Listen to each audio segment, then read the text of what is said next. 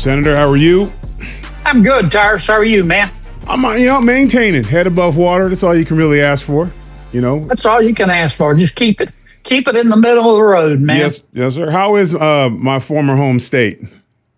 It is fine. I'm looking forward to getting there in the next couple of days. I can't wait, Tyrus. Yeah, Mandeville was my town for 10 years. You lived in the sanctuary, right? Yep. Well, Boshin, then over in the sanctuary. But my barbershop was around the corner. I used to be the most popular. I was the favorite customer in my fresh market, and I kept trying to persuade them, at least can we get a picture on the wall? Can we get some kind of Yeah, really? It's a major award with the least they can do, but I miss that community. Moving was tough. But I go to Fresh Market all the time. Yep. So you do the shopping in your house too? I love it. It's my pastime. Well, I don't do it as much as I used to, because now, if you go in, you got 20 minutes, and people want to stop and talk. Yeah. You can't be rude. You got to stop and talk. And if my wife's in a hurry, she's mad at me. Yep. Because that rude rule doesn't apply the wives to us. That's exactly right, man. Yes. There is no such thing as equality. No. Not in that respect. Not in my household. Like I love that I live in a free country, but in my household I'm second tier. I don't. Yeah, me and you both, man. In fact, I'm fourth tier. My two dogs rank above me. Well, you know what? I try not to bring the animals in my household, but my wife and daughter's 2 cats and their 3 horses. Yeah, you know what? I don't think I want to go down that rabbit hole. I'm just going to stick with 2. I'm 2. I got to be 2. Yeah, man, it's kind of rough to think about. It is. We've got all this right because we can just go. Yeah, we're good. Okay, yeah, because who needs an intro? Yeah, really. We get compared. You know what? I'm sure you probably heard it, but we get compared a lot. I consider that a compliment. On our, not just our physical stature, but our, I believe the word is smart assery. We have been accused of making a light, but I would argue, although I would love to put together a greatest hits of your one-liners. I think at some point we need to make that happen. How? But you're also your humor is to put the exclamation mark on the point you're trying to make. You take very serious issues. You never step away. One of the things I respect about you is you're never afraid to speak how it is. Whether everyone's going to like it or not, you're going to tell it how it is. And that's a rare quality in politics today. How do you continue to do that? I mean, because there's a lot of pressure. I thought you handled when we had that horrible tragedy with that terrorist in the truck, and you stood on business. And I was very critical. I lived there, support the police like nobody's business when I was in New Orleans, and I was very critical of a lot of I didn't just like the things. And you really spoke for the people, and I really appreciate that, sir. Well, thank you, Tyrus. I mean, I consider it a compliment, but I think we are alike. We both play outside the pocket. Yep. I like your description, smart assery. I'd rather be engaged in smart assery than jackassery. So I think we're up there. Yep. And you got a new book out. Got a new book out that I'm proud of. How to test negative for stupid. Now that, sir, is a major scientific find. If you could get that in a mail kit that comes to your house in a little box, and you could just test it and do us all a favor before you walk out the door, you would know, like, hey, you know what? I need to figure this out. I've got a whole bunch of stupidity in me right now. Well, a lot of people in Washington would fail. As you know, in Washington, common sense is illegal. Yes. And there are a lot of smart people here, Tyrus. Yep. But that doesn't mean that they have common sense. Well, just so you're not alone, common sense is also not very popular in entertainment or in the news world on these panels. And that's why once they figure out what common sense is, I won't have a job anymore. Because amen, man.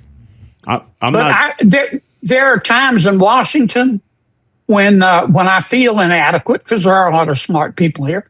But when I feel inadequate and I'm feeling bad, I just look around. And you got a lot of high IQ stupid people up here. Well, what I call is they have intelligence but no life experience. They don't know how to apply it. Yeah. They a lot of times we'll see people, they want to, when they defund the police and they want to, change our prison systems and less sentences and everyone goes free because their experience of what criminals are from TV and movies, where every criminal is a poet or a lost soul who did something to try to save his family. They have unrealistic goals with no life experience. And I think that's a big problem because the stuff that they've experienced has been. They don't have boots on the ground, and when they talk about a lot of the stuff that we see today, that's what I try not to blame them. Like they just never have been in a situation where they know there's a reason why we have penitentiaries in this country. Well, if you live in a gated community, and you've never been really exposed to the real world, it's very easy to say that cops are a bigger problem than criminals. Yes. And that was the genesis of all this defund the police stuff. And in many places, as you well know, Tyrus, they did it. Yes. And what happened? I mean, it wasn't hard to figure out. The criminals said, "Oh, thank you very much." And crime went up. Yep. And now the folks are, even those that don't want to admit they were wrong, are trying to get back off that limb, and we're doing better, but we're not well yet. No, I think a lot of it had to, and when in being in New Orleans, I know at one point that our police numbers were down like critical level. We were really low. And one of the nice things about living in Louisiana is that we had we had the sheriff's department. Then we had our police department. And then we had, on that wonderful bridge, that 33 mile, we had our own police force on that bridge. So we kind of had, the Causeway police. We kind of had that part of we were very lucky on the other side of the bridge because we had those presences. And we had a strong community with neighborhood watches, boys still had to behave when they walked into the Barnes and Nobles because if they act up, the sheriff would be waiting for them when they walk out. So, so in a bubble, there's a lot of us be like, oh, I don't see what the problem is. Because, in different parishes, it was kind of up and down. But across the country, when you look at some of the bigger cities, it's still a nightmare. Yes. And look, I'm not smart enough to figure out why. But it's just a fact that there's some people in this world who they hurt other people and they take other people's stuff. And you can analyze it and try to explain it, but the bottom line is they do it. And the first goal of government, first purpose for government is to protect people and property. So when people, for whatever reason, hurt other people, and take other people's stuff, they have to be punished. And if they do it again, they have to be, in some cases, separated from society. It's been like that since God was a corporal. I mean, it's been like that forever. That's just human nature. And some of my Democratic colleagues, it seems to be mostly Democrats, not all of them, but they just don't get it. I mean, they don't want to admit it.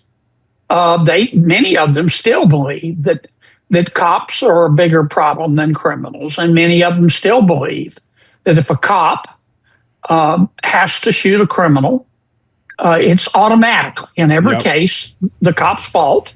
But if a criminal shoots a cop, it's the gun's fault. Yes, and that's not the real world. No, it's not.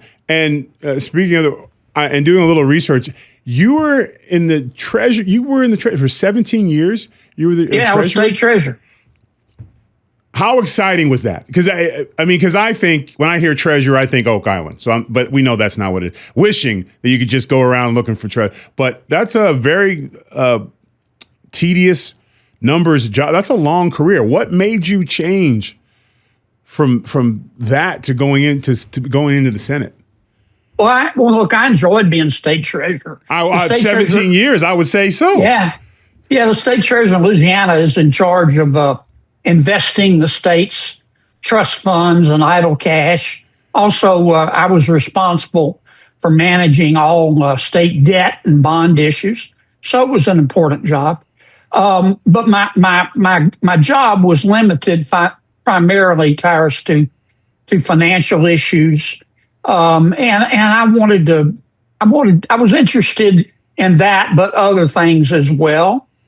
And Washington, look, in the Senate, if you like policy, there's no better place in the world. I can, if I get interested in the chronic disease management program for Medicaid in Florida, I can stop and read about it. We deal with foreign affairs, we deal with taxes, domestic affairs, social policy, economic policy. Now, it can be frustrating sometimes. In the Senate, I don't know. The Senate only works when all senators are not crazy at the same time. Right. That's the only way we get things done. But it's never dull, I'll tell you that. Has there been a big change? Because one of the things that you still do that I notice a lot of just politicians in general, you always show respect. Colleagues, my esteemed, and then you'll get to brass tacks. You don't see that as much. Has that been the overall just human decency to someone who disagrees with you? Has it always been that way and it's just more out in the open now? Or was it, when you were first coming in, was there more decorum between different sides, which I hate boxing and tenting and bubbling, but it seems like it's gotten a lot worse, or is it just now we see it more? Well, that's a great question. Look, both Democrats and Republicans, work very hard in the Senate to maintain civility. The House, I've never served in the House, and I have many friends in the House, but it's the Wild Wild West over there. Yes, it is. I mean, there's some people over there that they've gone crazy. Well, not just that, they forgot that they're actually there to do a job. When you ask them how many laws or policies or anything they've done, they look at you like you're crazy. But they're on every panel on every network that will have them, every soundbite. But when it comes to actually rolling up their sleeves and getting some work done and building something, we don't see a lot of that. We see a lot of sound bites. I like the House guys. I don't know. Not all of them, but some of them, they dog cuss each other and call each other an ignorant slut and file censor petitions. And we try not to do that in the Senate. I try not to do that. Whenever I talk about a president, whether it's President Trump or President Biden, I almost always say President Biden. You did. President Yes, Trump. You did. And I think it's important to show respect, no matter who the president is. I think that's the biggest thing that we're lacking today when we see from our leadership is, now listen, I'm the first one to say, you got something to say, and sometimes people not like what you have to say, and that's fine. That's what the argument and discord is. But when you start the conversation with "I hate you," or you're a moron, or as you said, ignorant slut. Not a whole lot's going to get done at that point. Everyone's just going to start digging their foxhills, and then of course, and then I'll come into work and they'll be like, look at all these sound bites from last night. I said, did any policy get done? Look what this one called this one. And that'll be the story. It'll be, for a long time, it was the squad versus Taylor. That was the thing every week. Like, who was barking this, that, whatever. And then, but we're missing the point of what the meeting was actually about.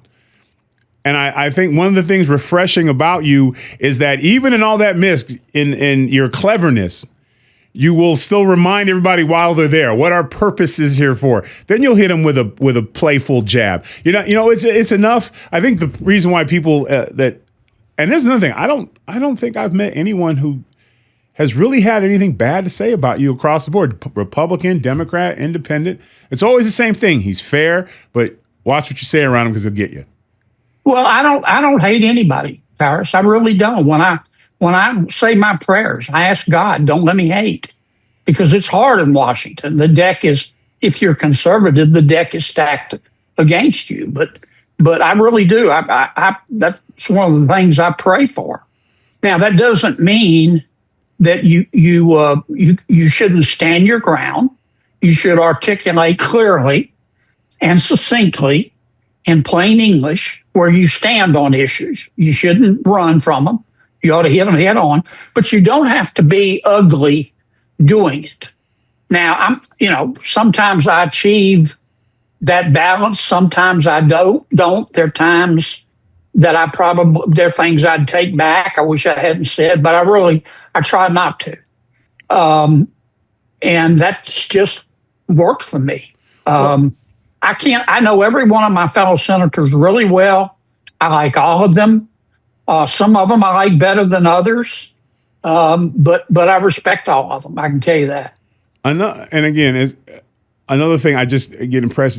One of the very few politicians say, "Hey, that's above my pay grade," or "Hey, you know what? I don't understand that," or like you just said, "You know what? I wish I could have took that back," or "You know what? Maybe I was wrong on this or that one." That to me shows more leadership than always being right. Absolutism is just camouflage for being a moron, because you just know everything. Yeah, good point. But we don't see that across the board because of this I have to be right. We didn't used to be I'm right, you're wrong country. We're like, we disagree, but we all show up for the same barbecues and our communities, everyone come outside. And I really, that's kind of been my mission to get back to pushing that is like, listen, it's not, you see someone, they're like, well, they voted, Democratic. That doesn't make them a bad person. That just means they believe in different things than you do. And that's another great point, because sometimes when I do an interview, I'll say something like, my Democratic friends disagree with me. Yep. And I always get posts on social media and text messages saying, don't call them friends. They're not friends. They're the enemy. No, they're not. I don't know a single senator, Democrat or Republican, who doesn't want what's best for America. We disagree sometimes on how to achieve that. Yeah. And that's fair. But I don't really know a single senator that I think hates America.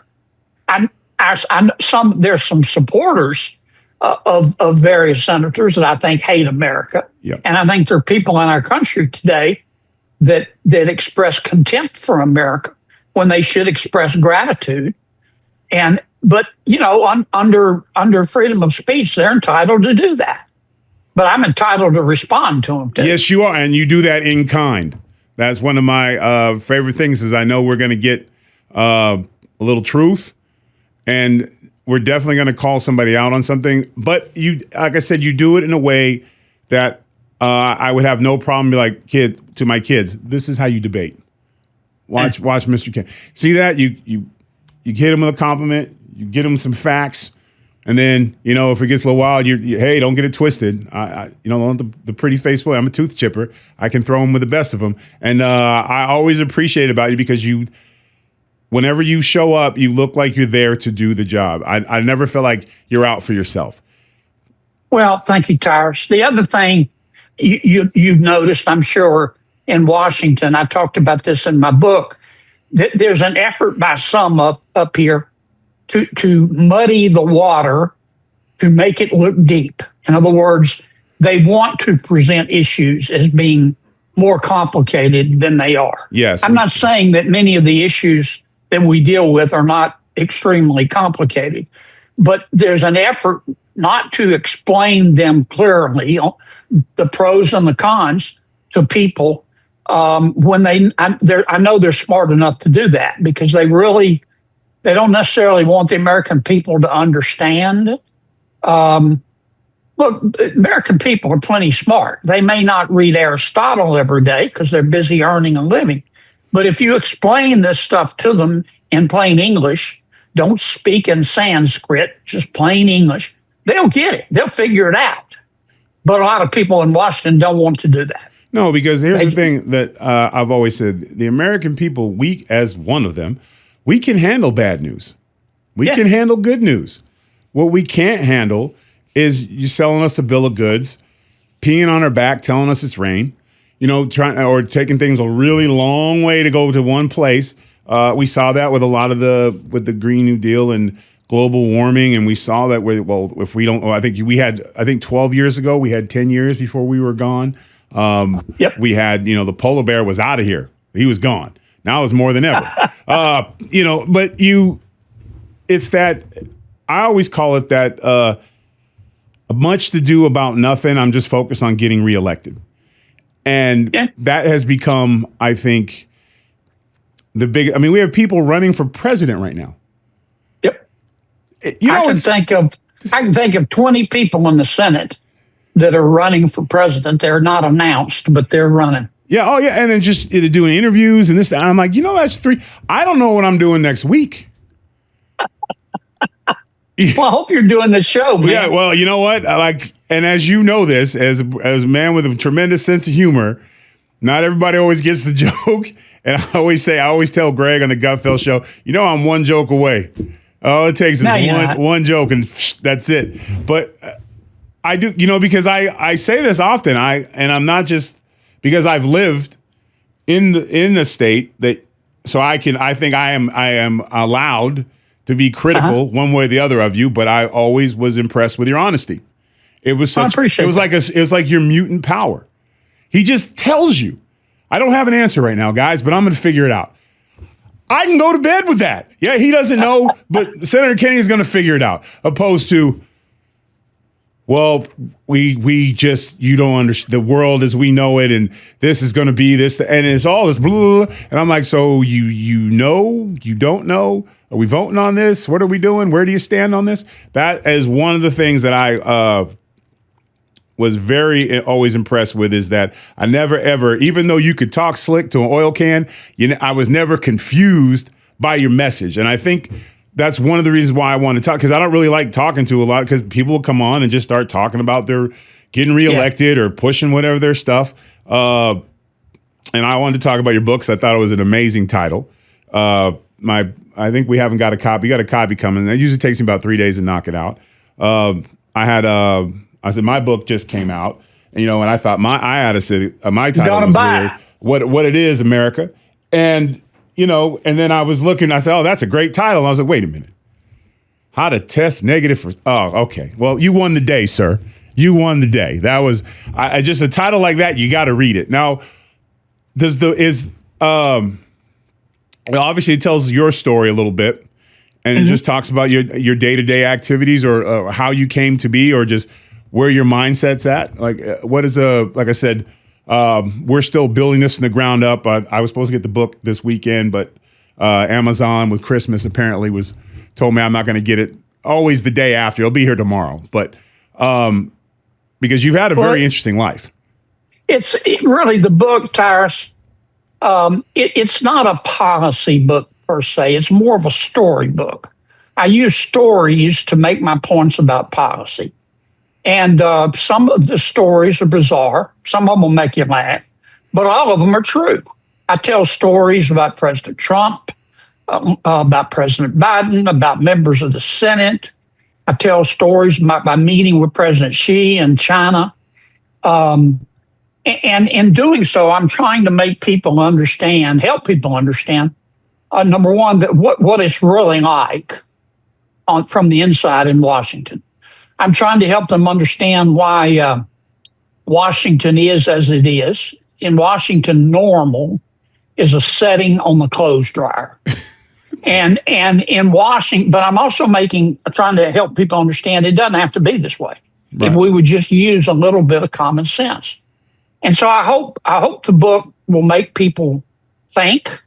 Hope it'll make them in some cases laugh. It may upset you so much you'll want a day drink. But it's all true, and the American people they deserve to see it from the inside. I think President Trump is famous for his transparency, and I would argue you were right up there with him. What you see is what you get. President Trump is the same way privately, as you know, Tyrus, as he is publicly. I mean, he exists loudly. He's authentic. I told him one time, I said, Mr. President, you grow anxious when you have an unexpressed thought. And he said, what do you mean? I said, well, you don't have to say everything you're thinking. And he said, well, I know I don't. And he said, and I don't do it. I said, well, you do sometimes. But that's just the way he is. Right, and I think American people appreciate that. Well, clearly they do, because that's how most of us are. And also, when you can talk freely to other people in leadership roles and tell them exactly how you think, they know where you stand, and that's how relationships are built. Like when you can walk up to the president and tell him exactly what you're thinking, and not going into, well, first, which side of his butt do I kiss first? What do I thank him for? Because some days you're going to be like, Mr. President, I wholeheartely disagree with this line of thought. Here is my position. Not, oh, well, I don't want to upset the boss, and I think that he respects that more than someone who's, oh, yes, sir. Absolutely, sir. And we got a lot of that. We got a lot of that on both sides, just a lot. And we see a lot of it in the media where their side is that speaks gospel. Doesn't matter what their 90, 80, 20 issue, doesn't matter if it comes out of their side's mouth. It is the truth as we know it. And their goal on earth is to call the other side a liar or whatever. That is one thing I refuse to do. There's a lot of things that I agreed with President. And when I didn't like something, I spoke on it. And turns out he's fine with that. Just like you would be or anyone else would be. That's right. Well, the president, you know him well, Tyrus. He's very smart. He has a lot of life experience. He has no filter. He exists loudly. But the American people knew all that. Yeah. And that's why the people who voted for him, in my opinion. Well, let me throw this out there at you, because as you're describing him, I could make that argument that you're also describing yourself. Well, I'm not in his league, but that's because you're right now, you're specializing and you're focused on Louisiana. Yeah. You're not touring the country. You're doing some book stuff, but you're getting your behind right back to get work done, and you're always working. But is there a scenario, would you ever consider running for a higher office, given the fact that you see that what people crave transparency, honesty, straight talk? Of course, yours is done more of a Southern gentlemanly way.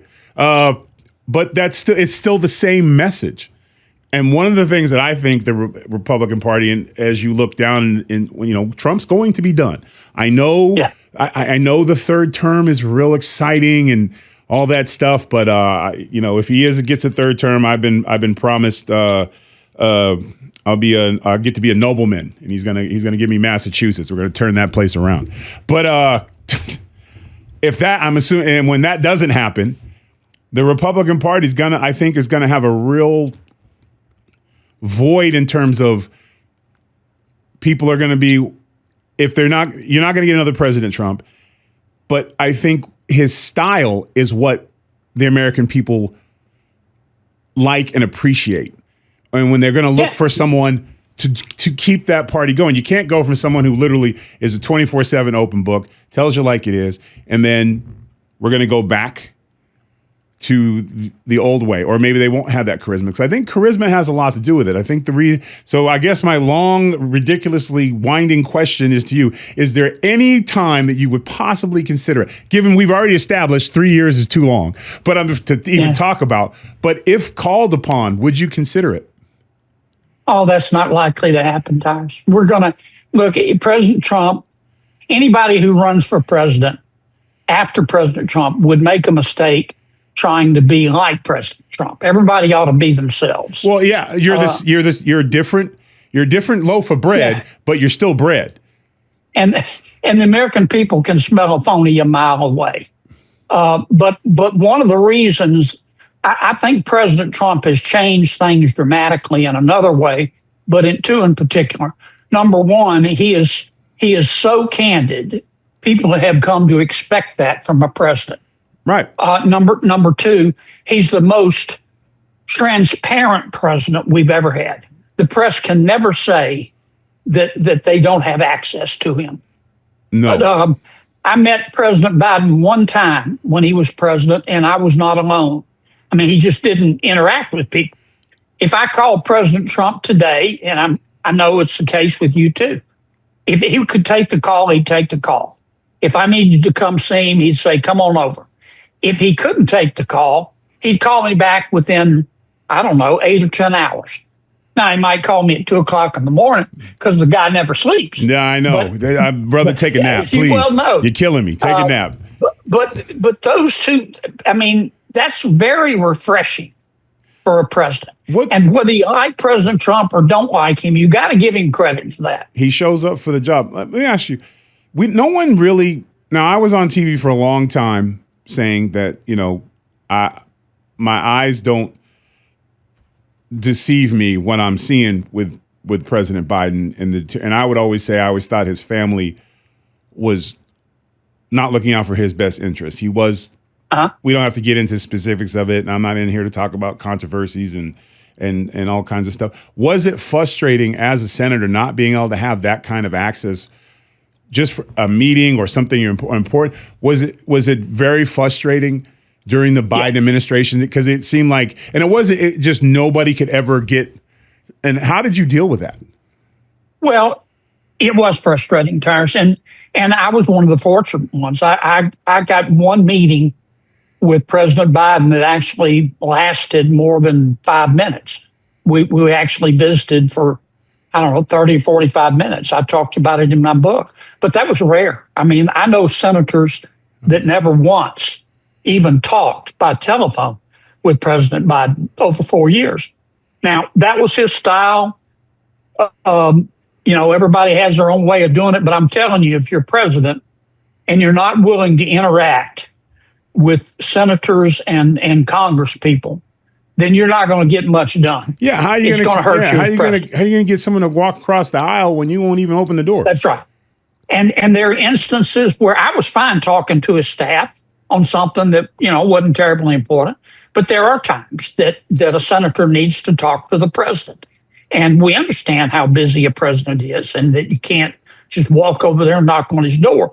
But President Trump and President Biden are just so different in that respect. And I think it's one of President Trump's strengths. The other advantage with President Trump, you don't get double talk. The Biden administration will give you all kind of double talk, man.